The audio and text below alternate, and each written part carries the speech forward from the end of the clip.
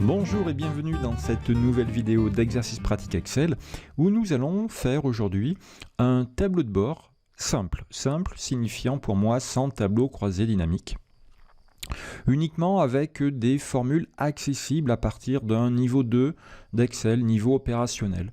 En effet, ici nous allons réviser pour faire ce petit tableau de bord des fonctions NBSI, NBScience, SUMSI, SUMScience, des fonctions si, des fonctions gauche, des calculs de pourcentage, des mises en forme conditionnelles et puis quelques outils de mise en forme et de mise en page assez classiques. Voilà, alors cette vidéo est une vidéo d'exercice pratique, de révision. Je ne vais pas ici détailler comment faire une fonction NBSI, vous avez d'autres vidéos pour faire ça. Même si vous ne connaissez pas toutes les fonctions telles que les fonctions ANS, NBScience, vous pouvez suivre cette vidéo. Si vous connaissez NBSI, NBScience sera accessible pour vous. Ok, et voici une proposition de résultat en fonction des consignes qui me sont données. Voilà, c'est une proposition, il y a plein d'autres dispositions de mise en forme, mise en page possible. Parfait. Alors, un tableau de bord est un outil qui répond à un besoin. Ici, un besoin de visibilité. Je vais vous mettre les consignes sous les yeux. Ça, c'est la correction que vous pouvez bien sûr récupérer dans un lien sous la vidéo et que je vais mettre de côté pour l'instant. Et ça, c'est le fichier de départ qui s'appelle suivi commercial Mars que vous pourrez aussi télécharger sous la vidéo. Voici les éléments que nous allons réviser. Et voici le contexte. Nous sommes assistant manager dans une agence web qui développe des sites internet WordPress. Pour rappel, WordPress est un outil un logiciel libre, d'ailleurs, je crois bien, et à peu près, allez, on va dire 30% des sites internet sont faits avec WordPress. Ça change un petit peu d'une année à l'autre, mais c'est grosso modo ça. C'est un outil très accessible, extrêmement malléable et très puissant. Alors, le gérant de cette société d'agence web a mis en place une base de données de suivi des devis, afin d'y voir plus clair dans le suivi et l'efficacité commerciale. Effectivement, vous avez BDD devis Mars avec le numéro du devis, le commercial, Liliane ou Georges, il y en a deux, la date d'émission de devis, l'entreprise, son code postal, sa ville, le montant du devis, l'état du devis. Il y a 3 états distincts. Le devis est soit en attente, soit a été signé, soit a été perdu. Dans cette colonne, il y a déjà une validation de données qui a été faite à partir de ces 3 valeurs-là. Et enfin, la date de la signature, chaque fois que le devis a été signé. Parfait. À partir de cette petite base de données, car elle ne fait que 33 lignes, soit 32 enregistrements, 32 lignes, nous devons établir un tableau de bord.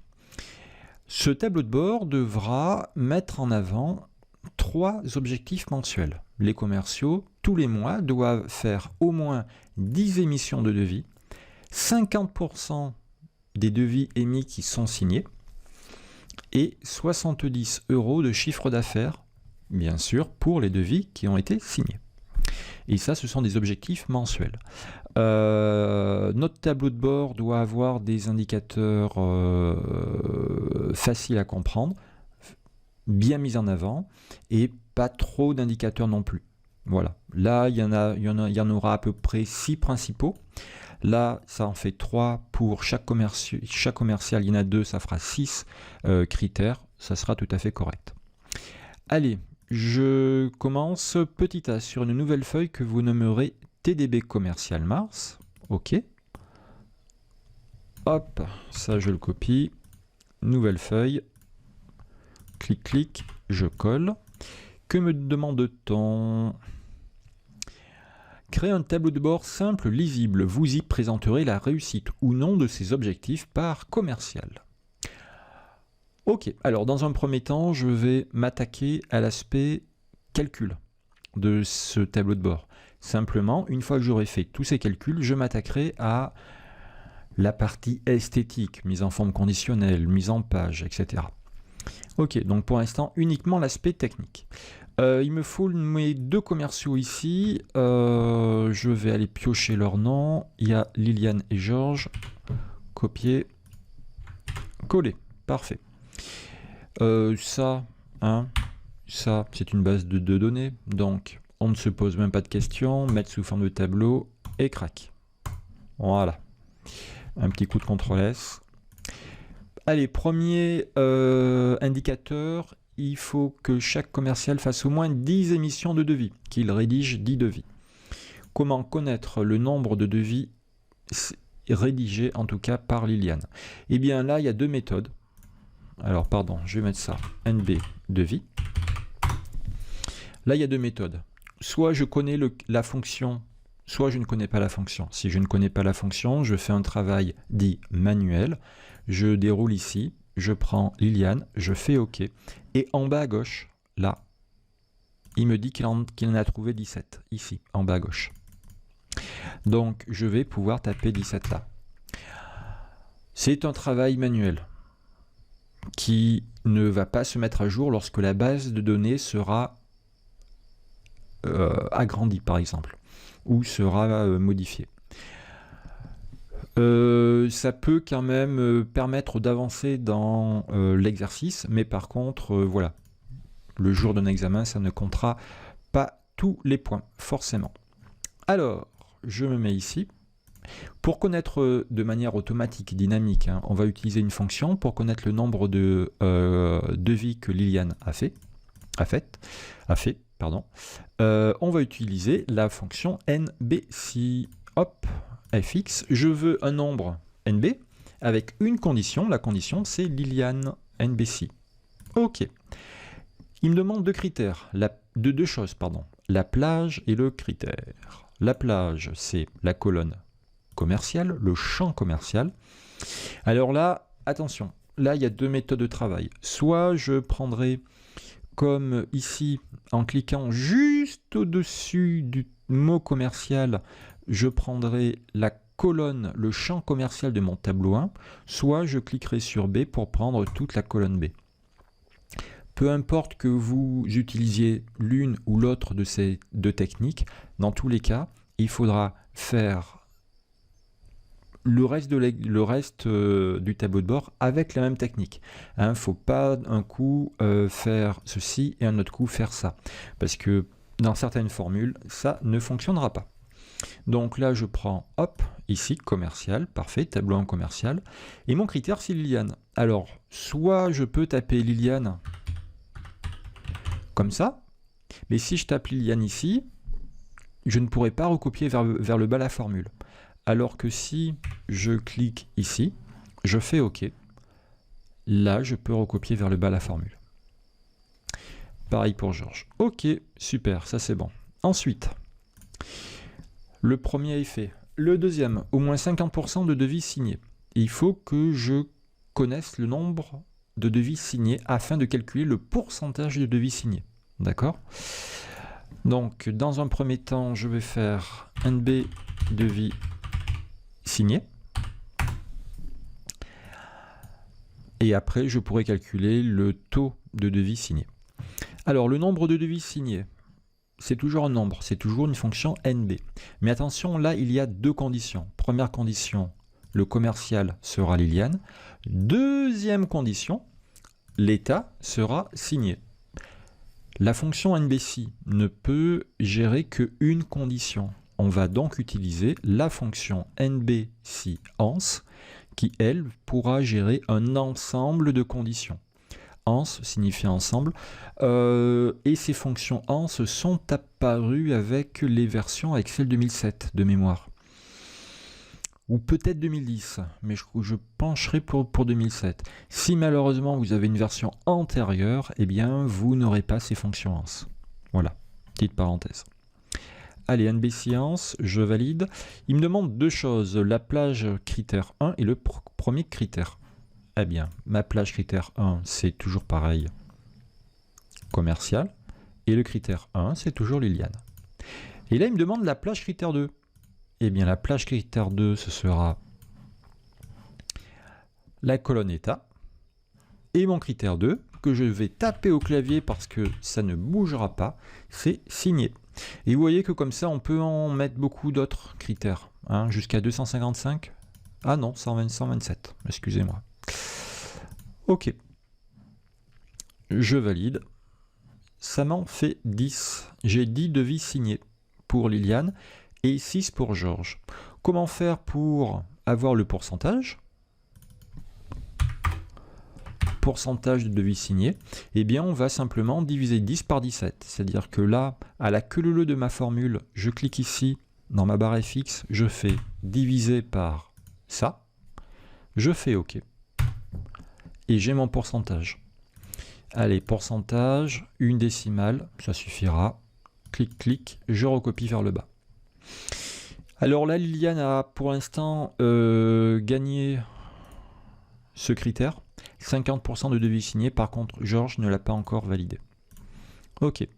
Au moins 70 000 € de chiffre d'affaires. CA, chiffre d'affaires. Alors, pour connaître le chiffre d'affaires, il faut que pour Liliane, pour les devis qui sont signés, j'additionne les montants. Bien entendu, on ne va pas additionner les montants des devis qui sont en attente ou qui sont perdus. Ça n'a pas de logique. Le chiffre d'affaires est uniquement sur les devis qui ont été signés. Allez, on est parti. Là, j'ai deux conditions. Commercial Liliane, état signé. Et je dois faire une somme. Ma fonction va donc commencer par somme. Je dois faire la somme des montants. La fonction somme-si ne gère qu'une seule condition. Là, j'en ai deux. Il faut donc que j'utilise la fonction somme-si-ans. Allez, hop, ici, fx. Somme-si-ans. Toc. Allez, il me demande la plage somme. La plage somme, c'est les montants. La plage critère 1, c'est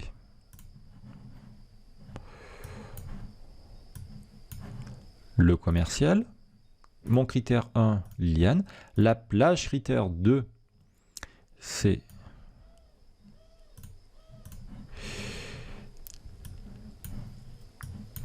l'état. Mon critère 2, c'est signé. Chaque fois que Liliane sera dans la colonne commerciale et que signé sera dans la colonne état, je ferai la somme de la colonne montant. Je fais OK. Bingo. Allez, des monétaires, des euros, on enlève les décimales, ça ne sert à rien ici. On fait clic-clic, on copie vers le bas. 76 200 pour Georges. Alors, là, on peut éventuellement faire une petite vérification pour être sûr et certain.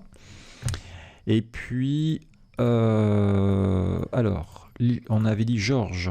Georges, hop, les devis signés, état signé. Et là, j'ai tous les montants. Donc, je prends tout ça, je sélectionne tout ça. Et vous voyez qu'en bas, ici, il me marque somme 76 200 €. Et je retombe sur mes pattes ici. Voilà, si vous ne savez pas faire ces fonctions somme-si ou NBC, vous pouvez toujours faire ce travail manuellement. Par contre, il n'est pas du tout interactif si on modifie la base de données. Ça ne se mettra pas à jour. Ok. Allez, on retrouve tout notre tableau. Je vais changer un peu le vocabulaire. Là, pourcentage de devis signés, ça me dérange un peu. Je vais mettre taux de transformation. Voilà, c'est un vocabulaire qu'on retrouve dans pas mal de de milieu professionnel. Un taux de transformation, voilà, c'est combien j'ai fait de signatures sur un nombre d'émissions, combien j'ai vendu de maisons sur un nombre de visites de maisons, combien j'ai vendu à des personnes, combien j'ai fait de ventes par rapport au nombre de personnes qui sont entrées dans la boutique, etc., etc. Ok, donc là du point de vue fonctionnel, j'ai mes 3 chiffres. Par contre, il va falloir maintenant les mettre en valeur. Alors, on pourrait les garder comme ça et mettre ici de simples mises en forme conditionnelles. Ça serait possible. On va déjà les faire, nos mises... Oh. Non, on va déjà disposer un petit peu tout ça. Là, je vais déplacer des cellules. Alors, pour déplacer les cellules, il est important de ne pas faire de copier-coller. Parce que si vous faites des copier-coller, les formules peuvent bouger un petit peu. Là, je préfère, moi, déplacer. Pour déplacer, on se souvient, je mets la souris sur la bordure de la sélection. Là, j'ai sélectionné la cellule Liliane. Je mets la souris sur la bordure. Il y a 4 flèches. Hein, et là, je peux maintenir enfoncé et me déplacer. Parfait. Allez, je vais mettre Liliane ici. Je vais sauter quelques colonnes. Je vais mettre Georges ici. Nombre de devis, je vais le mettre là. Ça, je vais le mettre ici. Ça, on va le déplacer vers le bas. Voilà. Ça, je vais le mettre ici. Alors, on va même le décaler encore d'un cran. Voilà. Nombre de devis, là, je peux faire CTRL-C et me mettre ici, faire CTRL-V. Taux de transformation, on va le mettre là. Alors, on avait ça pour elle. Je décale ça encore vers le bas. Et ça pour lui. CTRL-C, CTRL-V. Mon chiffre d'affaires, il est ici. Allez, ça je le mets là. Ça je le remonte. Chiffre d'affaires, CTRL-C, CTRL-V. Ok.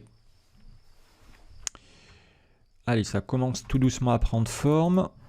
Hop, hop. On va prendre tout ça, on va tout centrer. C'est bon. Je vais même, vu que ce sont des indicateurs hein, qu'on me demande, je vais même les mettre sur 2 lignes. Ça va me permettre de les grossir énormément. Et j'anticipe un peu par rapport aux questions suivantes. Donc je ne vais pas prendre les 2 lignes qui sont là car j'aurai plus de lignes vides. Je vais ici rajouter une ligne et là aussi. Et là je vais pouvoir prendre ça, fusionner, me centrer et mettre en beaucoup plus gros. Voilà. 24 ou 22.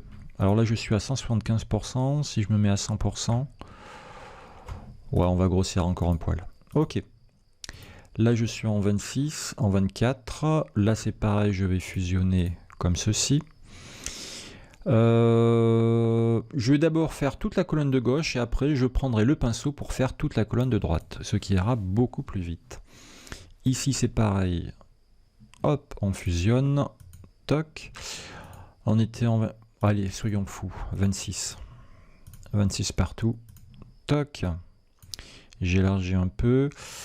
Là, je fusionne au centre 26. Ok, je vais même élargir encore un peu plus.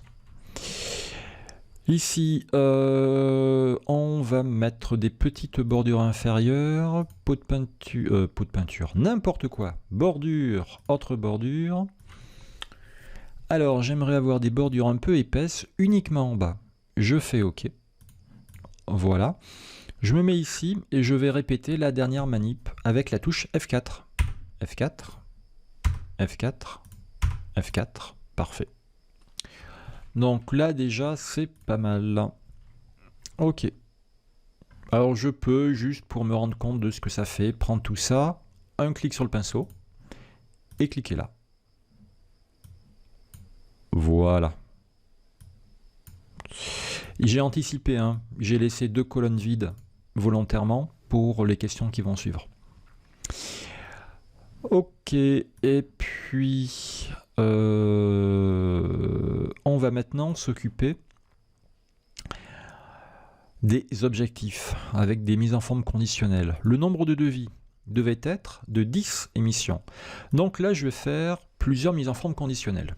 Ici, je travaille sur Liliane et après, un coup de pinceau sur Georges. Alors, ici, mise en forme conditionnelle, nouvelle règle. Hop, deuxième scénario, si la valeur est supérieure ou égale. Alors, c'est supérieur ou supérieur égal? Au moins 10 émissions, c'est toujours au moins, donc ça sera toujours compris. Ok. Hop, supérieur ou égal à 10, format, remplissage, un petit vert. Je fais OK, c'est parfait. Maintenant, je vais faire le rouge. Toc. Est inférieur à 10. Format, ça. Parfait. Ça, c'est rose, hein, c'est pas rouge. Hein. Autre couleur, on peut avoir du rouge, un peu plus rouge. Ouais, voilà.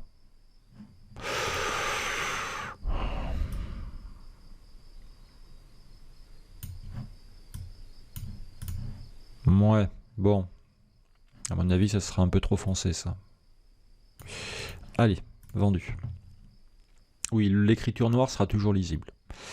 Allez, ça c'est bon. Je peux faire un petit test, éventuellement. Je prends tout ça, je supprime, je reviens ici, plus que 8 devis. Parfait. Et puis là, je fais vite marche arrière pour retrouver l'intégralité. Donc ça, c'est bon. Maintenant, le taux de transformation, il doit être d'au moins 50%. Mise en forme conditionnelle, nouvelle règle, toc, supérieur ou égal à 50%, format vert. Ok, donc ça, tout roule. Allez, la deuxième, nouvelle règle. Hop, inférieur à 50%, format. Ah, ben j'ai pas mémorisé l'autre couleur que j'avais choisi tout à l'heure. C'est ballot.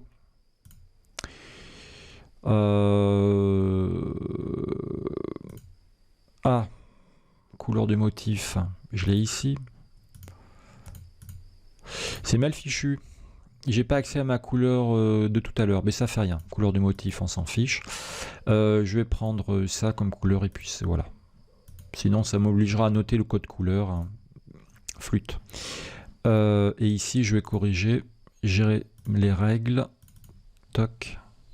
Format. Allez, je prends celle-ci. Allez. Chiffre d'affaires. 75, 70. Au moins 70 000. Allez, on est parti. Supérieur ou égal à 70 000. Format, ce sera vert. OK. Et OK. On en fait une deuxième. Nouvelle règle. Scénario 2. Inférieur à 70 000. Format rouge. OK. Et OK. Eh bien, écoutez, ça a l'air pas mal. On va faire un petit test. Là, je supprime tout ça. Quick. Je pense que ça a dû changer. Parfait. Tout est rouge. Je fais vite marche arrière pour, hop, annuler. Donc ça, c'est bon. Par contre, alors, on peut déjà s'arrêter là. On peut, sinon, à côté, faire une petite fonction si et faire si. Ça est supérieur à 10, alors réussi ou atteint, ou alors youpi, hein, ça va tout à fait. Il faut simplement trouver une méthode pour que visuellement on sache d'emblée comment est le critère, si le critère est réalisé ou pas, par rapport à l'objectif, naturellement. Ça, c'était des fonctions, des mises en forme conditionnelles basiques. On va faire des mises en forme conditionnelles un poil plus évoluées. Ok. Je prends le premier et ici je vais mettre une petite coche verte ou alors une croix rouge automatiquement, comme on peut trouver dans des reportings de sites internet par exemple, ou d'applications. Allez, je suis ici, mise en forme conditionnelle, nouvelle règle. Cette fois-ci, je ne vais pas passer sur le scénario 2, je reste sur le 1. Et ici, j'ai pas mal de possibilités de mise en forme conditionnelle. Encore une fois, ça c'est pour les versions 2007-2010, à partir de 2007 et 2010. Dans les anciennes versions, vous n'aurez pas ceci. Donc là, j'ai pris jeu d'icônes. Ici, je vais prendre des jeux d'icônes avec la croix et la coche. Parfait. Alors, l'icône sera ici verte si la valeur est supérieure ou égale à, moi je veux 10, mais c'est pas 10% des nombres sélectionnés, c'est 10 en nombre. Et là je prends nombre, et là c'est très mal fichu parce que dès que je prends nombre, ça me le met à 0. Donc en fait ici, il faut que je mette nombre à chaque fois. Et après je tape la valeur. Parfait. Donc si la valeur sera supérieure ou égale à 10, alors ce sera la coche verte. Par contre, si la valeur est inférieure à 0, inférieur à 10, excusez-moi, voilà. Moi je veux ça comme forme. Ok. Dès que vous allez cliquer ici, en fait, là, ici, ça va se mettre à jour et ça va prendre la valeur que vous aurez mise là. Ok, donc on récapitule. Si la valeur est supérieure ou égale à 10, ce sera ça. Et si la valeur est inférieure à 10 et supérieure à 0, ce sera la coche ici, rouge, que j'ai changée là. Parfait, je fais OK. La coche est verte. Et pour éviter, pour bien distinguer les deux, je vais ça l'aligner à droite et puis ça je vais... Est-ce qu'on le met en gras? Ouais, allez. Puis je vais faire ça aussi ici. Voilà. Ok. Alors ici, ça doit être supérieur à 50%. Hop, mise en forme conditionnelle, nouvelle règle. Ouh, pardon, excusez-moi. Non, c'est bon, c'est bon. Donc, nouvelle règle. Je reste sur le premier scénario, jeu d'icône. Je prends celle-ci. La coche, alors ici, je me mets sur nombre directement. Alors, vous allez me dire, oui, mais là, il y a pourcentage et moi, je veux mettre 50%. Donc, je prendrai pourcentage et là, je mettrai 50. Eh ben non. Ça, c'est le pourcentage, mais par rapport aux valeurs sélectionnées. Si je sélectionne 100 ou 300 ou 400 valeurs, les 50% des valeurs sélectionnées pourront avoir une icône. Donc, en fait, là, je dois bien prendre nombre partout et je mettrai 50%. Voilà. Là, ici, ça ne s'est pas encore mis à jour. Dès que je vais cliquer là, il s'est mis 0,5. Parfait. OK. Donc, si la valeur est supérieure ou égale à 0,5, soit 50%, la coche verte, sinon la croix rouge. Ici, pas la peine de faire deux mises en forme conditionnelles. Une mise en forme permettra d'afficher l'une ou l'autre de ces icônes. Allez, hop, nouvelle règle. Jeu d'icône, je prendrai ça. La coche verte, si la valeur, alors nombre, 70 000 de mémoire. Et ici, rouge, je fais OK. Allez, je prends tout ça, un clic sur le pinceau et je clique là. Et j'observe d'emblée que Georges n'a pas atteint l'objectif du taux de transformation. Seulement 40% des devis qu'il a émis ont été signés. Ben écoutez, ça déjà, c'est un tableau de bord qui est opérationnel. Il suffirait de mettre dans affichage, d'enlever plutôt les quadrillages. Voilà. Et ça, on a quelque chose de présentable qui va se mettre à jour automatiquement dès que la base de données sera modifiée. On fait un petit test, j'enlève tout ça, je vais ici, parfait, tout a bougé. Allez, je fais marche arrière, quick. C'est bon. Allez, on enchaîne parce que ça fait déjà 30 minutes presque. Vous y présenterez la réussite ou non de ces objectifs par commercial, c'est fait. Il faudra également afficher pour chaque commercial le nombre de devis toujours en attente de réponse et le CA qu'il représente. Alors moi, cette notion de en attente, je vous propose de la mettre ici. Le nombre de devis en attente. Alors je vais mettre en attente comme ceci. Je vais diminuer sa taille, je le mets en italique. On va mettre des couleurs grises. Parfait. Un peu plus gris. Ok. Et ici, il nous faut comptabiliser le nombre de devis qui sont en attente pour Liliane. Comment faire? Il me faut compter critère 1, commercial Liliane, critère 2, en attente. Moi, je veux un nombre, ce sera donc une fonction NB.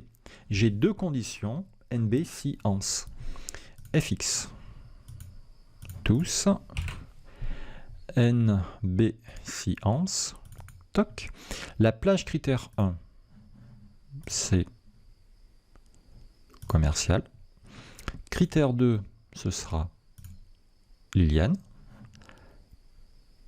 Pardon, critère 1, Liliane. La plage critère 2, ce sera l'état. Et mon critère 2, ce sera en attente. Alors oui, on aurait pu cliquer sur la cellule C5, mais bon, hein, voilà. Hop, j'ai bien 5 devis en attente pour Liliane. Encore une fois, si je ne sais pas faire ces formules-là, je peux très bien vérifier. Hop, Liliane. En attente. Et en bas, il m'en trouve bien 5. Le compte est bon.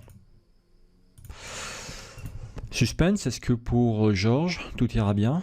Je prends les deux, je fais CTRL-C, je vais ici, je fais CTRL-V. Ça m'en fait 3. Je vérifie quand même dans la fonction que tout aille bien. Je clique ici, la fonction s'affiche là-haut. On a bien la colonne commerciale qui interroge, qui prend comme critère E2, Georges, et état avec uniquement les états qui sont en attente. Le compte est bon. Donc on me demandait le nombre de devis qui étaient en attente et, et le CA qu'il représente. Ok. Donc ben pareil ici, hein. Copier, coller, un petit coup de couleur. Je dois faire la somme de la colonne montant. Donc déjà c'est une somme, ça sera une fonction somme. Avec premier critère commercial Liliane, deuxième critère état en attente. Deux conditions FX, somme si ans. Somme si ans. Plage somme.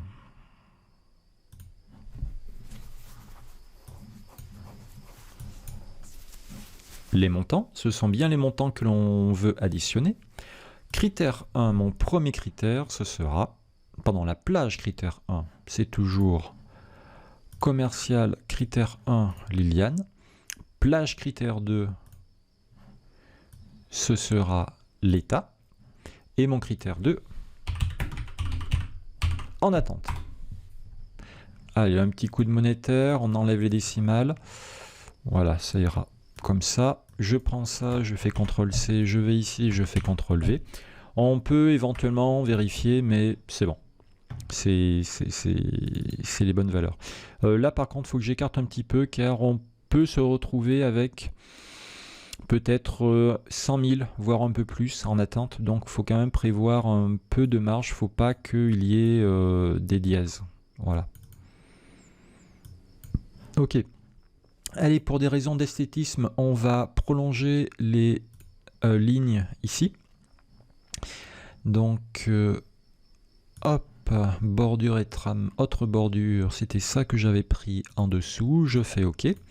Pour répéter la même action, ben, je vais faire F4, F4, F4, F4, F4, F4 et F4. Je vais mieux centrer Liliane et Georges. Hop, voilà. Et ici, pareil. Allez, CTRL S. On avance.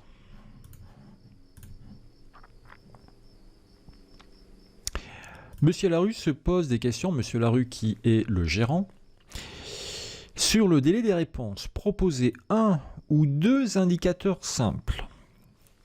Alors, le délai des réponses. Effectivement, quand nous éditons un devis et que nous l'envoyons, par exemple celui-ci, on l'a édité le 1er mars 2019 et nous n'avons pas encore eu de réponse, c'est toujours en attente. Celui-ci, qui est signé, a été édité le 5 mars 2019 et a été signé le 31 mars 2019. Le délai, c'est le nombre de jours entre la date de signature et la date d'émission. Et M. Larue se pose des questions, est-ce que tel ou tel commerciaux, est-ce que mes deux commerciaux ont à peu près le même délai de réponse? Ou est-ce qu'il y en a un qui est mieux ou à la bourre par rapport à l'autre? Et il me demande de proposer deux indicateurs, un ou deux. Alors, c'est tout bête. On va simplement ici mettre le délai moyen pour Liliane et le délai moyen pour Georges. En moyenne, quel est le délai pour qu'un devis soit signé chez Liliane? En moyenne, quel est le délai pour qu'un devis soit signé chez Georges? Alors, ici, on va mettre délai moyen. OK. On va prendre ça, un petit coup de pinceau quick. Parfait. Ici, on va prendre les deux cellules que nous allons fusionner. Là, on était en taille 26. Là, on va également se mettre en taille 26. Et puis, aligner à droite. OK. Donc là, c'est déjà pas mal. Ce que j'ai mis là, je ferai un copier et je le mettrai tout ça ici tout à l'heure, dès que j'aurai fait la formule. Alors, le délai moyen... il me faut déjà connaître le délai pour chaque... Il me faut déjà connaître le délai pour chaque signature, pour chaque contrat signé. Eh bien, je vais ici simplement rajouter une colonne. Alors, soit avant, soit ici après. Délai, parfait. Et je vais faire la soustraction égale ça moins ça. Je valide. Lorsque j'ai bien une date de signature, ça me donne un chiffre cohérent. 26 jours de délai pour signer ce contrat, parfait. Ici 13 jours, 29 jours, 27 jours, 34 jours, 14 jours. Par contre, quand je n'ai pas de date de signature, ça me met un nombre, un résultat incohérent en tout cas. Conclusion. Conclusion. Je veux que s'affiche le résultat correct quand il y a une date de signature. Par contre, s'il n'y a pas de date de signature, je veux que ça s'affiche tout à fait normalement. Quand il n'y a pas de date de signature, on veut rien du tout en fait. Allez, on va faire ça grâce à une fonction si. Nous voulons deux résultats, soit rien du tout, soit la soustraction. On va dire que si la date de la signature est égale à du vide, s'il n'y a rien du tout, le vide c'est guillemets guillemets. S'il y a du vide, alors j'afficherai du vide, guillemets guillemets. Si par contre c'est pas vide, c'est qu'il y a une date. S'il y a une date, je ferai la soustraction date signature moins date d'émission. Je fais OK. Parfait. Un petit coup de CTRL S. Et nous avons ici bien soit du vide, soit la soustraction. Souvent on me demande, on me pose parfois la question, comment savoir si c'est telle ou telle fonction que l'on doit utiliser. Ici, j'avais besoin de deux résultats possibles. Soit mettre du vide, soit faire une soustraction.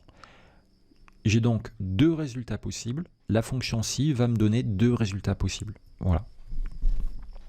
Ce n'est pas ici un nombre que l'on veut, un nombre si, c'est pas une somme, voilà. C'est simplement une soustraction. Ici, je dois faire la moyenne de ces valeurs-là uniquement pour Liliane.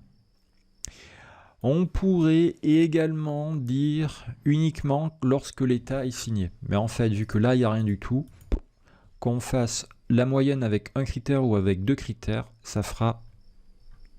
le résultat sera complètement identique. Par mesure de sécurité, on va quand même faire deux critères. Premier critère, commercial Liliane. Deuxième critère, état signé. On va donc utiliser la fonction moyenne car on veut une moyenne avec deux critères, moyenne si ans. Je me mets ici, fx, tous, moyenne si ans. Je fais OK. La plage moyenne, c'est délai. Alors là, vous observez que il ne m'a pas mis tableau 1, colonne délai. Il m'a mis J2 jusqu'à J33. Alors, je ne sais pas exactement pourquoi il me met ça. J'ai cherché pourquoi il ne me met pas le titre de la colonne délai.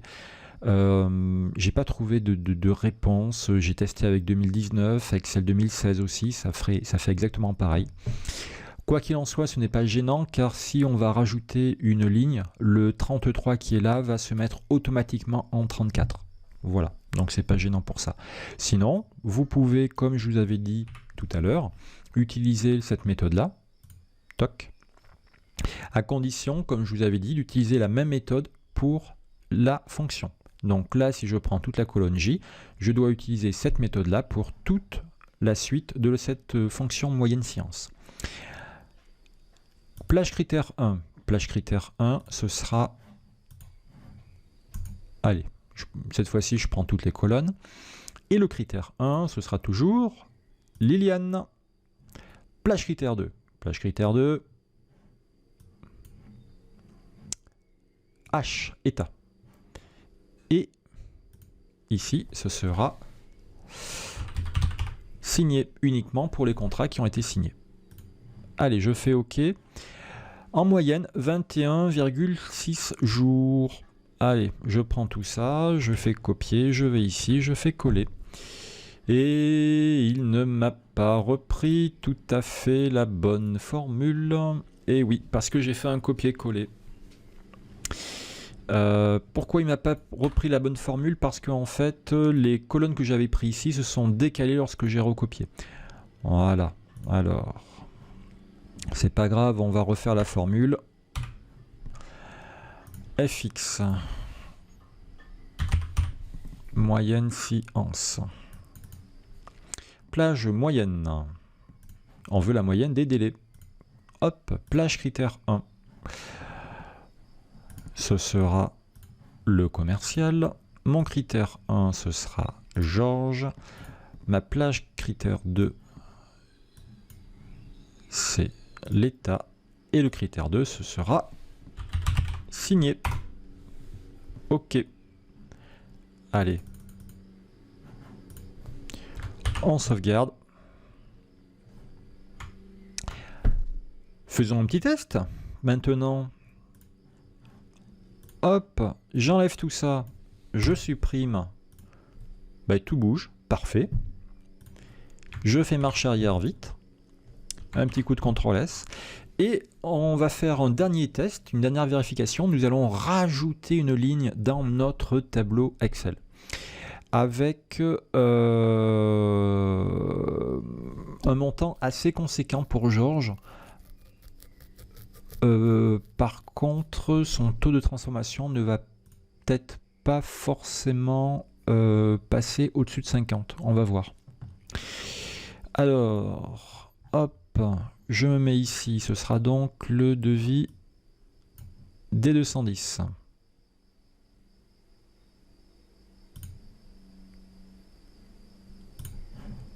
Ok, ce sera bien Georges. Date d'émission, je sais pas, moi c'est toujours le mois de mars, donc on va mettre le... Mais pareil, le 29/3/19. L'entreprise, ce sera l'entreprise pilote, qui sera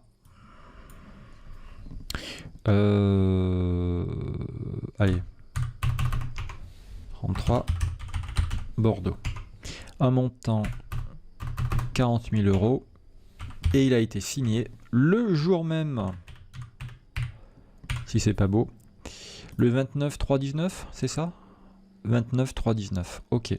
Et bien logiquement maintenant ici. Alors de 40 on est passé à 43, là on est passé à 116, on se rend compte que la colonne est pas assez large, il faut l'élargir un petit peu. Le délai moyen a forcément chuté.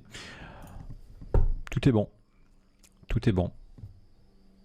Ok, parfait. Allez, un petit coup de CTRL S et on va terminer. Pour finir, Monsieur Laroux a fourni une base de données de prospects pour la Nouvelle-Aquitaine que vous devez séparer en deux. BDD prospect Nouvelle-Aquitaine avec des noms d'adresses, des noms et des adresses de société. Là, le nom de la société qui a été extrait de ça. Et ici, le code postal qui a également été extrait de ceci. Ceci qui a simplement été récupéré sur Internet, hein, sur des bases de données d'entreprise. Et on me demande à partir de cette base de données de créer un fichier pour Liliane avec uniquement les prospects de la Corrèze 19 et de la Dordogne 24. Ce qui veut dire que là, je dois prendre uniquement les lignes avec 19 ou 24. Et bien pour ce faire, on va créer une fonction ici à côté, une fonction gauche. Au préalable, mettre sous forme de tableau, allez, crac. Ça, c'était mon code postal. Pour que ce soit plus facile, je vais sortir le numéro du département. FX. Gauche. Mon texte, c'est ça. Nombre de caractères, 2. Je fais OK. Et ben maintenant, ça va être très facile pour moi de prendre que les 19 et les 24, c'est ça? 19 et 24 pour Liliane. Allez, je déroule, je ne prends que les 19 et que les 24. Je fais OK. Je n'ai que les 19 et les 24. Et je dois faire un nouveau fichier, pas une feuille. Un fichier Excel à partir de ça. Et ben c'est pas compliqué. Je peux faire CTRL étoile, CTRL multiplié pour sélectionner tout mon tableau. Ou alors ben, vous le faites hop comme ça. CTRL étoile fonctionne très bien. Je vais copier CTRL C.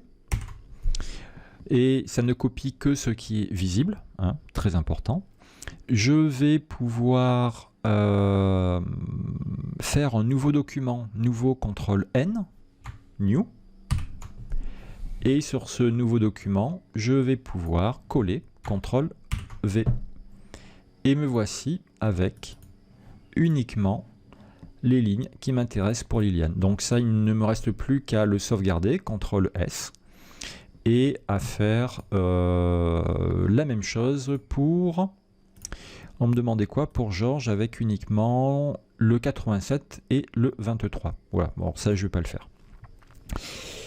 Je vous laisserai finir la manip. Bah, écoutez, si vous avez obtenu un résultat approximatif à ceci, bravo, hein, parce que bon, même si j'annonce ici un niveau 2, un niveau opérationnel, c'est quand même un bon niveau 2.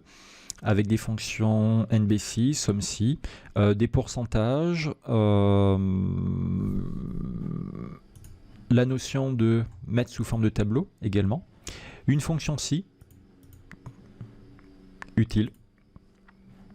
Voilà, mais écoutez, n'hésitez pas, si cette vidéo vous a plu, à cliquer sur le petit pouce, à laisser un commentaire également ou une question. J'essaye d'y répondre dans la mesure du possible. N'oubliez pas qu'aucune vidéo ne remplacera un vrai formateur ou une vraie formatrice qui pourra vous répondre à vos questions, à vos interrogations, vous guider, vous proposer d'autres exercices, vous conseiller sur des outils selon votre métier et qui pourra vous motiver. Bravo et puis à bientôt pour de nouvelles vidéos.